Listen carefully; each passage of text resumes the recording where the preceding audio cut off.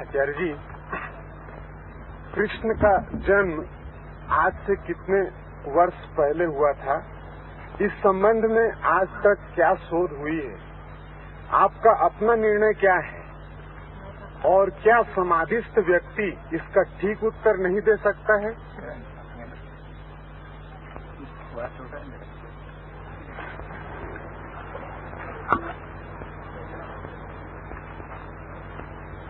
कृष्ण कब जन्मे, कब मरे, इसका कोई हिसाब नहीं रखा गया है। न रखने का कारण, जिन्हें हम सोचते हैं कि जो कभी जन्मते नहीं और कभी मरते नहीं, उनका हिसाब रखना हमने उचित नहीं माना।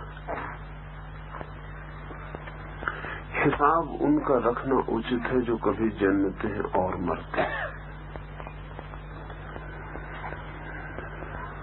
उनका हिसाब रखने का क्या अर्थ है जो कभी जन्मते ही नहीं और मरते ही नहीं?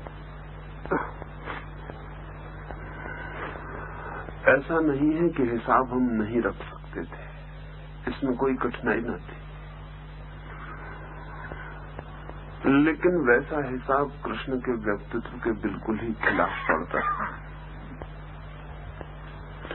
हमने कोई तिथिवार का हिसाब कभी नहीं रखा। पूर्व के मुल्कों ने अपने महापुरुषों के जन्म और मृत्यु का कोई हिसाब रखने की कोशिश नहीं की। पश्चिम के मुल्कों ने ही कोशिश की है। उसका कारण, और जब से पश्चिम का प्रभाव पूर्व पर बढ़ा तब से हमने भी फिक्र की है, उसका भी कारण है। पश्चिम की एक धारणा है, सभी उन धर्मों की जो यहूदी परंपरा में पैदा हुए, चाहे ईसाईयत चाहे इस्लाम, उनकी धारणा है एक ही जन्म की।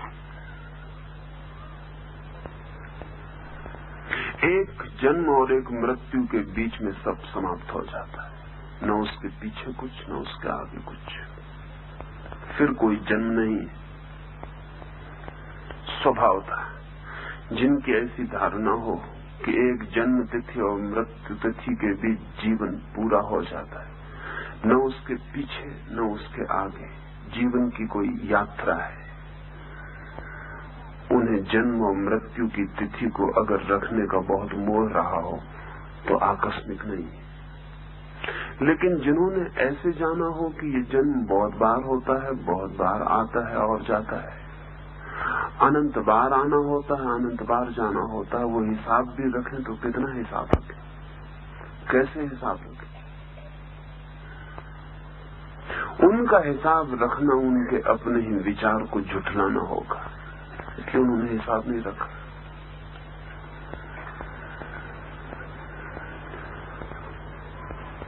जानकर ही ये हुआ है, सोचकर ये हुआ है, समझकर ये हुआ है। हिसाब नहीं रख सकते थे ऐसी कोई कमी के कारण नहीं हुआ है। संवत सन नहीं थे हमारे पास, ऐसा नहीं है। दुनिया में सबसे पुराना संवत हमने ही पैदा किया है।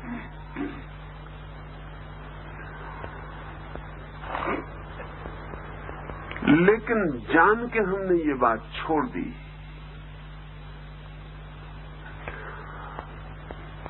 दूसरी बात पूछी है कि क्या समाधिस्थ व्यक्ति ये नहीं बता सकता कि ठीक तारीख क्या है जब कृष्ण पैदा हुए? गैर समाधिस्थ बता भी दे, समाधिस्थ बिल्कुल नहीं बता सकता।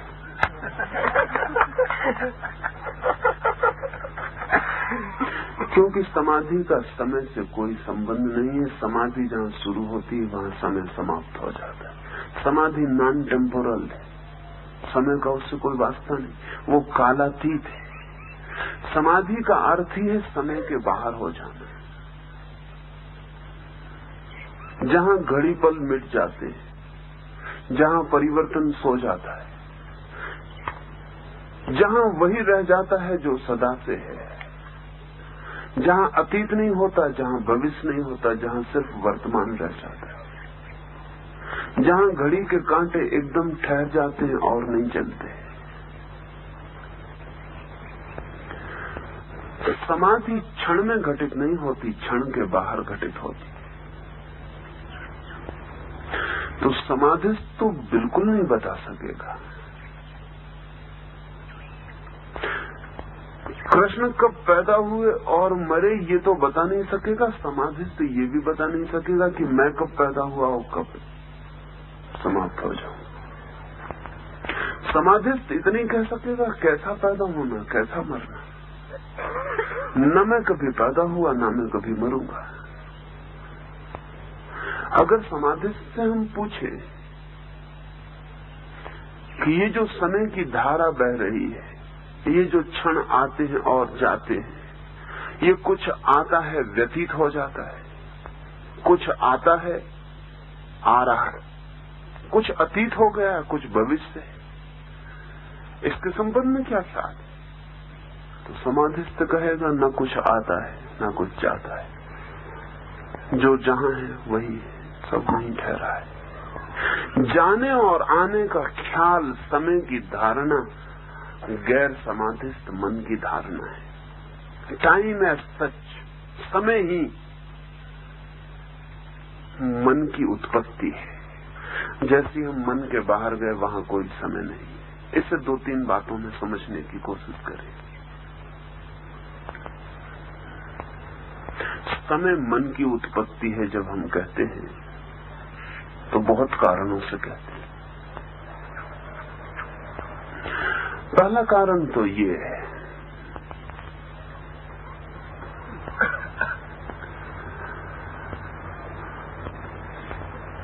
कि अगर आप सुख में हैं तो समय सिकुड़ जाता है, अगर आप दुख में हैं तो समय फैल जाता है। अगर आप किसी परिजन से मिल रहे हैं तो घड़ियां जल्दी भागती मालूम पड़ती हैं और किसी शत्रु से मिलती तो बड़ी मुश्किल से गुजरती मालूम पड़ती है। घड़ी अपने ढंग से कांटे घुमाए चली जाती है, लेकिन मन, अगर रात घर में कोई मर रहा है, मरणशैया पर पड़ा है, तो रात कटती हुई मालूम नहीं होती। रात बहुत लंबी हो जाए, ऐसा लगता है कि अब ये रात शुरू हुई तो समाप्त होगी कि नहीं होगी। घड़ी अपने ढंग से घूमती, लेकिन ऐसा लगता है आज घड़ी घूम रही है नहीं घूम रही, कांटे धीमे चल रहे हैं क्या। लेकिन कोई परिजन आ गया है, रात ऐसे बीत जाती है जैसे क्षण में बीत गई, और डर लगता है कि अब बीती जल्दी बीत रही। घड़ी जल्दी क्यों चल रही है? घड़ी जल्दी नहीं चलती, घड़ी अपने ढंग से चलती रहती, लेकिन मन की स्थितियों पर समय का माप निर्भर करता है। आइंस्टीन से लोग पूछा करते थे कि तुम्हारी ये रिलेटिविटी की, तुम्हारी ये जो सापेक्षता की धारणा है, ये हमें समझाओ। तो आइंस्टीन कहता था ये बड़ा कठिन है, और शायद जमीन पर 10-12 आदमी हैं जिनसे मैं बात कर सकता हूँ इस संबंध में, सभी से बात नहीं कर सकता। लेकिन फिर भी तुम्हारे समझ में आ सके ऐसा मैं तुम्हें उदाहरण देता हूँ कि अगर हम तुम्हें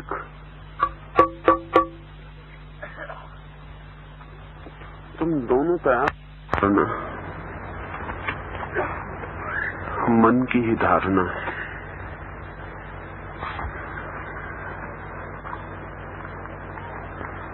आइंस्टीन इसे समझाने को एक छोटा सा उदाहरण लिया करता था। वो कहता था कि अगर किसी आदमी को गर्म स्टोव के पास बिठा दिया जाए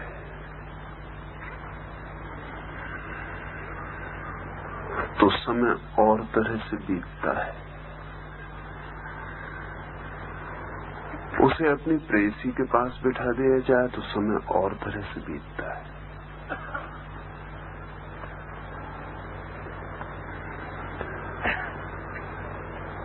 हमारा सुख, हमारा दुख हमारे समय की लंबाई को तय करता है। समाधि सुख और दुख के बाहर है। समाधि आनंद की अवस्था है, वहां कोई लंबाई ही नहीं रह जाती।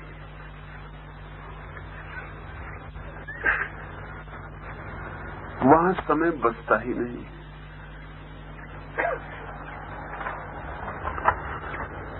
समाधि के क्षण में तो कोई नहीं कह सकता कि कृष्ण कब पैदा हुए, कब विदा हुए। समाधि के क्षण में तो कोई कहेगा कि कृष्ण है ही। उनका होना शाश्वत है, और कृष्ण का होना ही शाश्वत नहीं है, होना तो हमारा भी शाश्वत है। सब होना शाश्वत है।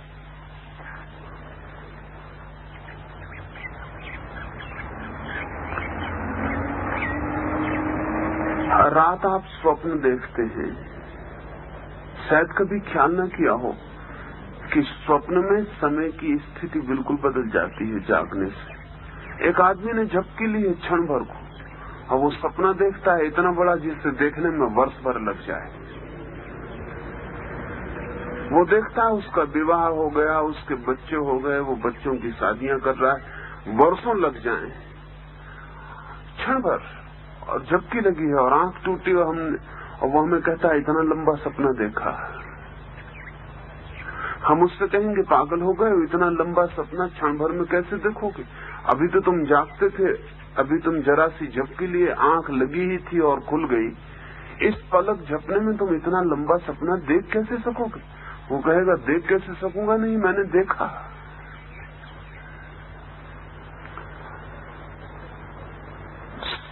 स्वप्न में मन बदल जाता है, इसलिए समय की धारणा बदल जाती है।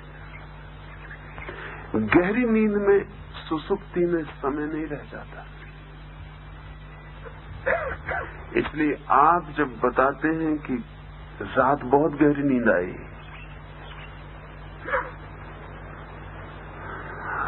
तब भी आप जो समय का पता लगाते हैं, वो समय का पता गहरी नींद से नहीं लगता। वो कब आप सोए और कब आप जागे, इन दो क्षणों के बीच में जो गुजर गया उसका हिसाब आप रख लेते हैं। लेकिन अगर आपसे कोई पूछे कि आपको बताया न जाए कि कब आप सोए और कब आप जागे, तो आप कितनी देर सोए, तो आप बता ना सकेंगे। मैं एक स्त्री को देखने गया, वो 9 महीनों से बेहोश है, और चिकित्सक कहते हैं वो 3 साल तक बेहोश रहेगी और शायद बेहोशी में ही मरेगी। संभावना कम है कि उसका होश वापस आए। अगर 3 साल बाद वो स्त्री होश में आई, तो क्या बता सकेगी कि 3 साल बेहोश थी? इधर घड़ी हजारों बार घूम गई होगी, इधर कैलेंडर हजारों बार फट गया होगा, लेकिन वो स्त्री कुछ न बता सकेगी कि वो 3 साल बेहोश थी। सुसुप्ति में चित्त सो जाता है, इसलिए वहां भी समय का कोई बोध नहीं रह जाता। समाधि में चित्त खो जाता है, समाप्त हो जाता है, रहता ही नहीं। समाधि अचित्त, नो माइंड की अवस्था है।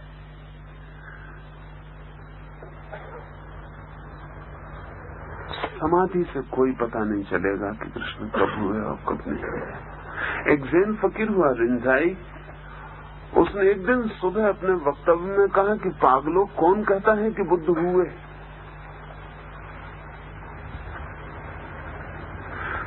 तो उसके सुनने वालों ने कहा आपका दिमाग तो ठीक है ना, आप और कहते हैं कौन कहता है बुद्ध हुए? बुद्ध के ही मंदिर में रहता है वो फकीर, बुद्ध की ही मूर्ति पर चढ़ाता है फूल,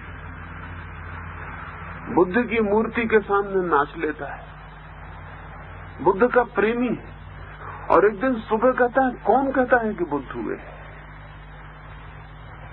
तो लोगों ने कहा आप पागल तो नहीं हो गए। उस रिंझाई ने कहा पागल में था, क्योंकि हो तो वही सकता है जो एक दिन ना भी हो जाए, लेकिन जो सदा है उसके होने का क्या अर्थ? आज मैं तुमसे कहता हूं बुद्ध कभी नहीं हुए, ये सब झूठी कहानियां हैं। लोगों ने कहा शास्त्र कहते हैं कि हुए, चले इस पृथ्वी पर, उठे बैठे, बोले, गवाहियां हैं इस बात की, चश्मदीद गवाह हैं। उस फकीर ने कहा, छाया चली होगी, छाया उठी होगी, छाया गिरी होगी। बुद्ध कभी उठते, कभी बैठते, कभी चलते। दिस शैडो, जो पैदा होता है, जो मरता है, वो हमारी छाया से ज्यादा नहीं है, वो हम नहीं है। इसलिए जानकर हिसाब नहीं रखा गया, सोचकर हिसाब नहीं रखा गया। धर्म इतिहास नहीं है।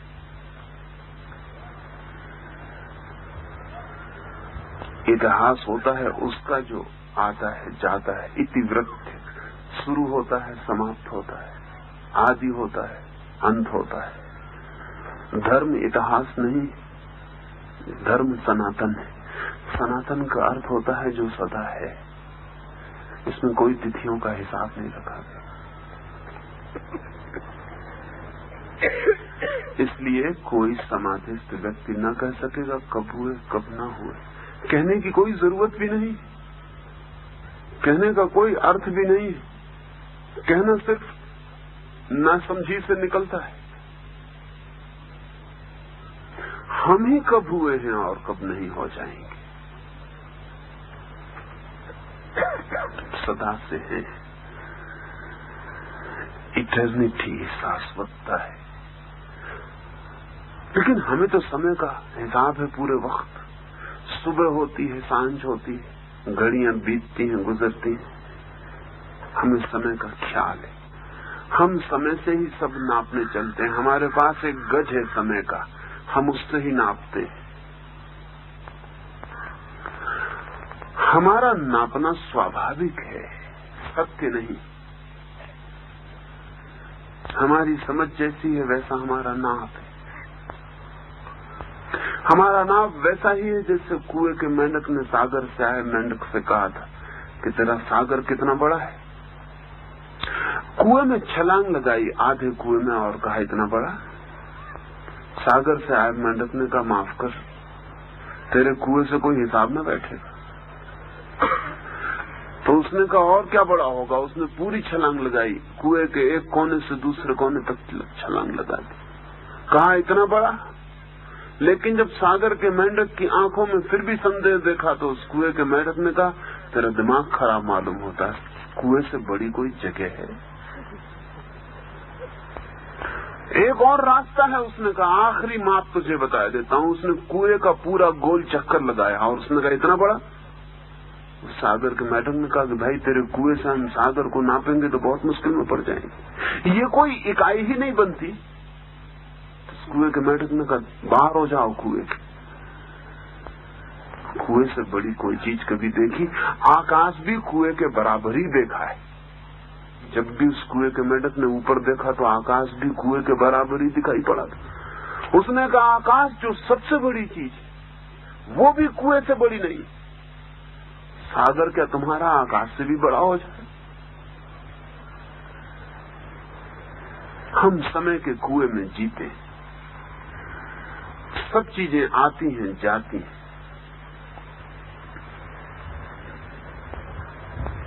सब चीजें बटी हैं। कुछ है जो अतीत हो गया, कुछ है जो भविष्य है, और बड़ा छोटा सा क्षण वर्तमान का है जो आता भी नहीं कि चला जाता है। तो हम पूछते हैं किस क्षण में कौन हुआ। हम किसी क्षण में अपने को अनुभव करते हैं किसी कुएं में कैद। इसलिए हम पूछते हैं कि वे किस कुएं में थे, किस क्षण की सीमा में थे। नहीं, न जीसस, न बुद्ध, न महावीर, न कृष्ण, नहीं कोई समय की सीमा में बांधे जा सकते। हम बांधते हैं वो हमारी सीमाओं का आग्रह है। जिस दिन पश्चिम की समझ और थोड़ी बढ़ेगी उस दिन वो क्राइस्ट के जन्मदिन और मृत्यु दिन को भूल जाएगा, छोड़ देगा।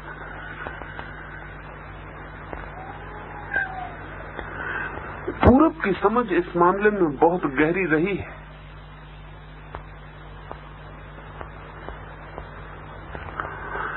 इसके कारण कई अजीब घटनाएं घट गई। इसलिए हमारे जो सोचने के ढंग हैं और कहने के ढंग हैं वो दुनिया नहीं समझ पाती।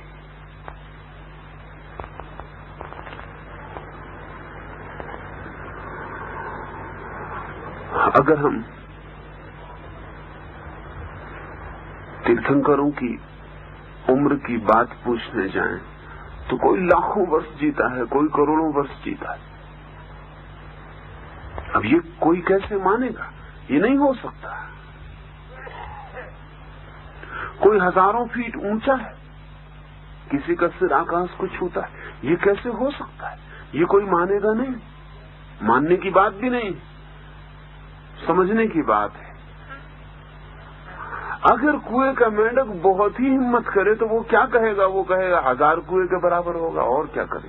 लाख कुएं के बराबर होगा, करोड़ कुएं के बराबर होगा। कोई संख्या तो होनी ही चाहिए, कुएं से ही नापा जाना चाहिए सागर।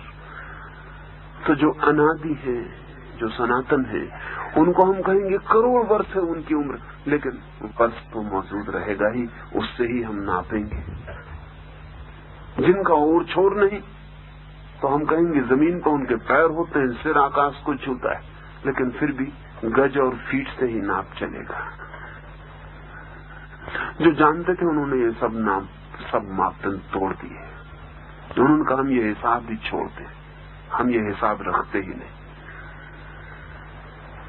बिना हिसाब के कृष्ण है। समाधिस्थ इस संबंध में इतना ही कहेगा, वो सदा है। आचार्य जी,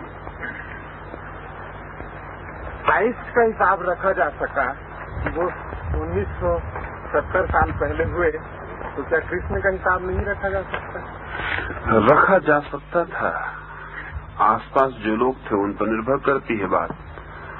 जीसस के आसपास जो लोग थे उन पर निर्भर हुआ।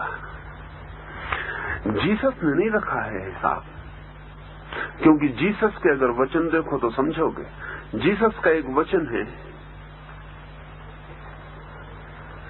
अब्राहम एक पैगंबर हुआ जीसस के सैकड़ों वर्ष पहले। जीसस से किसी ने पूछा कि अब्राहम तो आपके पहले हुआ, तो जीसस ने कहा no, before Abraham was I was. इसके पहले कि अब्राहम था मैं था।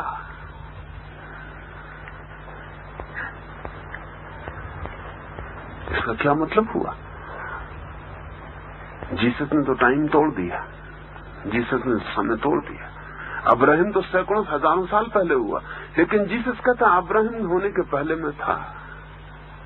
लेकिन जो लोग थे उनके पास समय की एक धारणा थी। उन्होंने कोई सागर नहीं देखा था, उन्होंने कुआं देखे थे। उनको ये बात बड़ी मिस्टीरियस लगी होगी। उन्होंने कहा कि ठीक है, कहते हैं कुछ रहस्य की बात होगी, लेकिन वो समझे नहीं कि वो समय की धारणा तोड़ने की बात है। जीसस से कोई पूछता है कि तुम्हारे प्रभु के राज्य में खास बात क्या होगी, तो जीसस कहते हैं there shall be time no longer. एक खास बात होगी कि वहां समय नहीं होगा।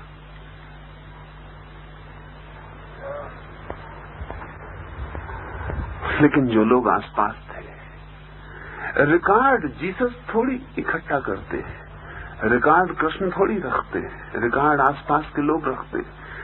कृष्ण के आसपास जो लोग थे वैसे लोग जीसस को नहीं मिले। इस मामले में इस जमीन पर जो लोग पैदा हुए उनका सौभाग्य बहुत और है। कृष्ण के आसपास जो लोग थे वैसे लोग जीसस को नहीं मिले। जीसस के आसपास काखागाह की कक्षा के लोग थे, इसलिए तो उन्होंने उनको सूली पर लटका दिया, क्योंकि वो आदमी इतना बेबूझ हो गया कि सिवाय मारने के कोई उपाय न रहा।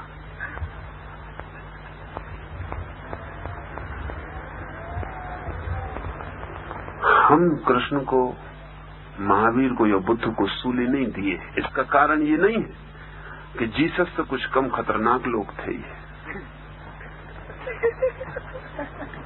इसका कुल कारण इतना ही है कि हम एक लंबी यात्रा है इस देश की, जिसमें हमने बहुत खतरनाक लोगों को सहा, जिनमें हमने बहुत खतरनाक लोग देखे, जिनमें हमने बहुत अलौकिक अद्भुत आदमी देखे। हम धीरे धीरे राजी हो गए और हमारे पास कुछ समझ पैदा हो गई जिसका हम उपयोग कर सके। इसका उपयोग जीसस के वक्त में नहीं हो सका, इसका उपयोग मोहम्मद के वक्त में नहीं हो सका। मोहम्मद के पास वे लोग न थे जो महावीर के पास थे, जीसस के पास वे लोग न थे जो कृष्ण के पास थे। इसलिए फर्क पड़ा, इसलिए ही फर्क पड़ा, और कोई कारण नहीं। ये समझ लेना चाहिए ठीक से कि न तो कृष्ण ने कुछ लिखा है, न क्राइस्ट ने कुछ लिखा है। जिन्होंने सुना है उन्होंने लिखा है।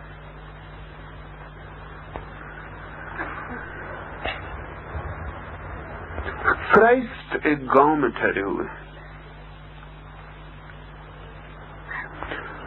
भीड़ लगी है लोगों की उन्हें देखने, और तभी भीड़ में आवाज आती है कि रास्ता दो, जीसस की मां मिलने आ रही है। तो क्राइस्ट हंसते हैं, वो कहते हैं मेरी कैसी मां, क्योंकि मैं पैदा कब हुआ।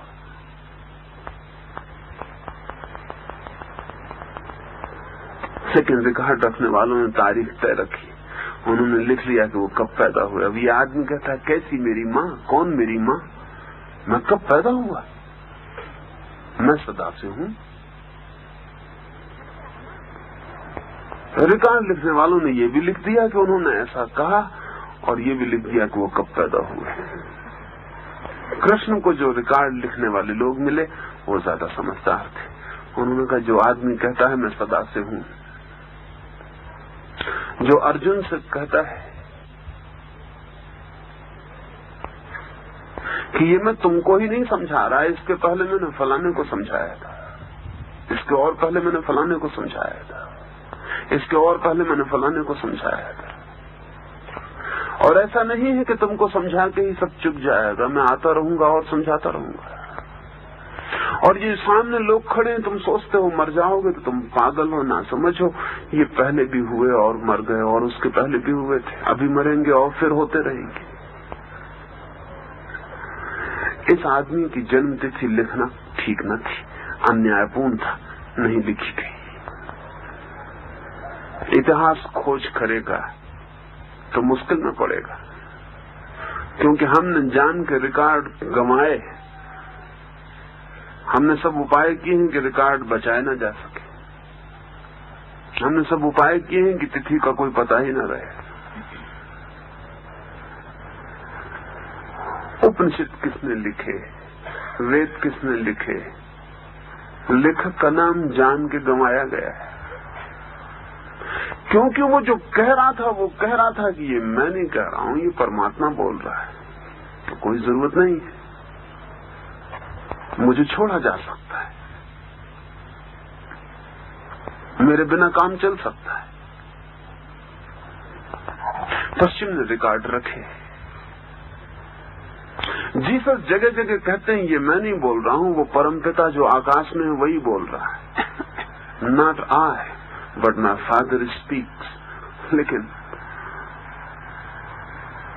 लिखने वाला तो लिखेगा कि जीसस के वचन है।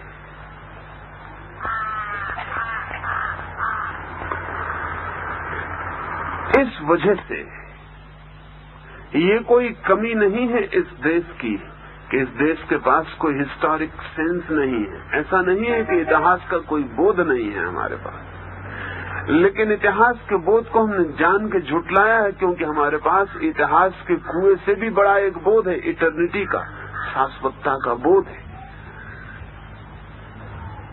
हमें घटनाओं का उतना मूल्य नहीं है जितना घटनाओं के भीतर छिपी हुई आत्मा का मूल्य है। हमने इस बात की फिक्र नहीं की कि कृष्ण ने क्या खाया और क्या पिया, हमने इस बात की फिक्र की कि वो कौन था कृष्ण के भीतर जो खाने को भी देखता था, पीने को भी देखता था। हमने इसकी फिक्र नहीं की कि वो कब पैदा हुए और कब मरे, हमने इसकी फिक्र की कि वो कौन था जो पैदा होने में आया और मौत में विदा हुआ, वो कौन था जो भीतर था। हमने उस इनर मोस्ट स्पिरिट की, उस भीतरी अंतरात्मा की चिंता की। उसके लिए कोई तारीख अर्थपूर्ण नहीं।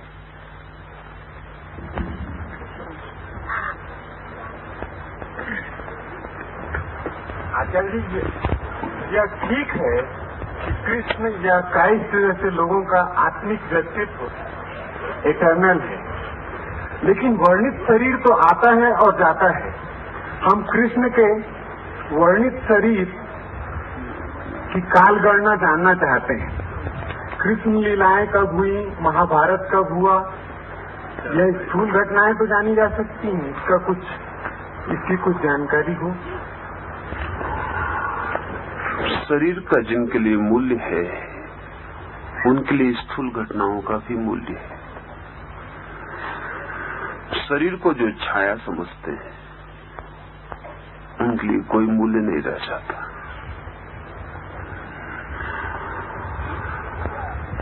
कृष्ण कहते ही नहीं कि ये जो शरीर दिखाई पड़ रहा है ये मैं हूं।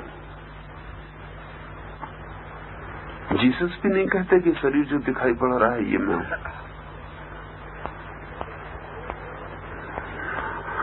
वे खुद ही इंकार कर जाते हैं कि इसका ख्याल मत करना क्योंकि ये मैं नहीं हूं, और अगर इसका तुमने हिसाब रखा तो वो मेरा हिसाब नहीं होगा।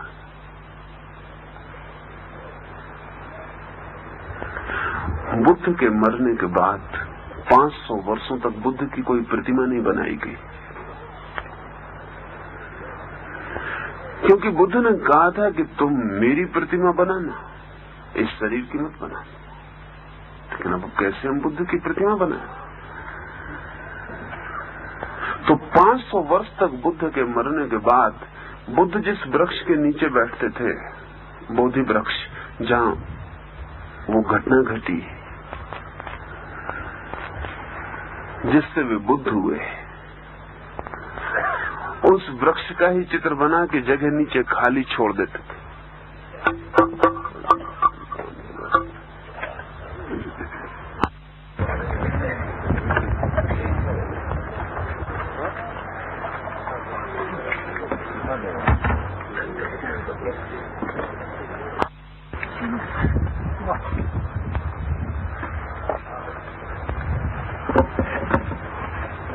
स्थूल देह छाया से ज्यादा नहीं है।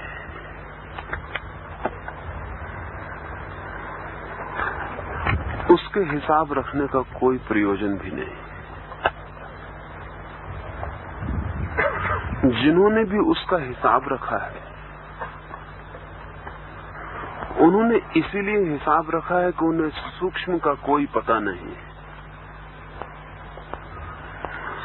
जिन्हें भी सूक्ष्म का पता है उनके लिए स्थूल व्यर्थ हो जाता है। आप अपने सपनों का कोई हिसाब रखते? कौन से सपने आपने देखे और कब देखे? सपने देखते हैं और भूल जाते हैं। क्यों हिसाब नहीं रखते? क्योंकि उन्हें सपना समझ लेते हैं।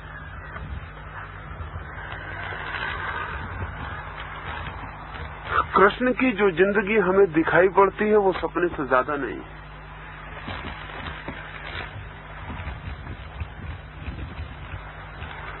जीसस ने कौन से सपने देखे हमने हिसाब रखा है?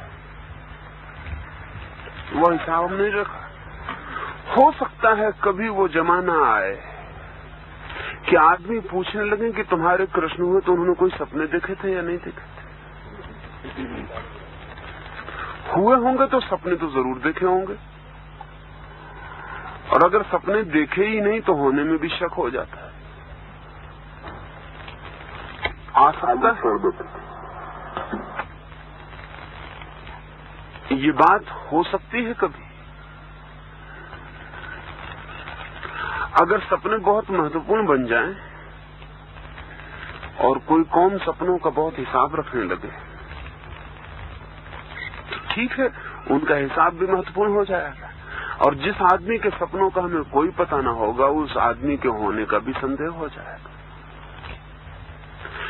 जिस जिंदगी को हम स्थूल कहते हैं, कृष्ण या क्राइस्ट या महावीर या बुद्ध उस जिंदगी को सपना समझते हैं।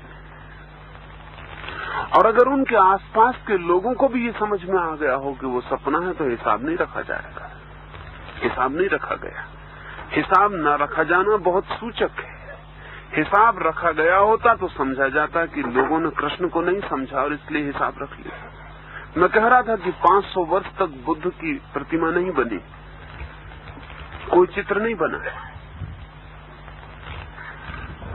अगर कोई चित्र भी बनाता था तो बोधि वृक्ष का चित्र बनाता था और नीचे जगह खाली छोड़ देता था जहां बुद्ध होने चाहिए।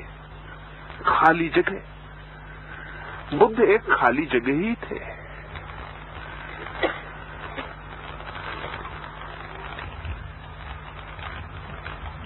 ये 500 साल बाद चित्र और मूर्तियां बनाई गई, क्योंकि 500 साल में वे लोग खो गए जिन्होंने समझा था कि बुद्ध की स्थूल जिंदगी तो सिर्फ सपना है, और 500 साल में वे लोग प्रमुख हो गए जिन्होंने कहा हिसाब तो रखना पड़ेगा। बुद्ध पैदा कब हुए, बुद्ध मरे कब, बुद्ध ने कहा क्या, उनकी शक्ल कैसी थी, उनका शरीर कैसा था, वो सब हिसाब बहुत बाद में रखा गया। ज्ञानियों ने हिसाब नहीं रखा। जब ज्ञानी खो गए तो अज्ञानियों ने हिसाब रखा। स्थूल शरीर का हिसाब अज्ञान से ही जन्मता है। और फिर इससे क्या फर्क पड़ता है कि कृष्ण ना भी हुए हों? कोई फर्क नहीं पड़ता। कृष्ण के होने से आपको क्या फर्क पड़ जाता है? कोई फर्क नहीं पड़ता। नहीं, लेकिन हम कहेंगे कि नहीं, अगर कृष्ण न हुए हो तो हमें फर्क पड़ जाएगा। क्या फर्क पड़ जाएगा? कृष्ण हुए या न हुए इससे कोई फर्क न पड़ेगा। कृष्ण के